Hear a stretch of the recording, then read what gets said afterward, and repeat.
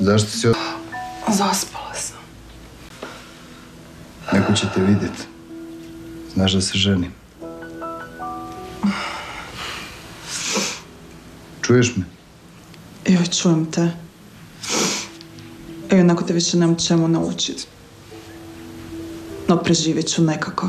Ne sumnjam. S neki je neuništiva.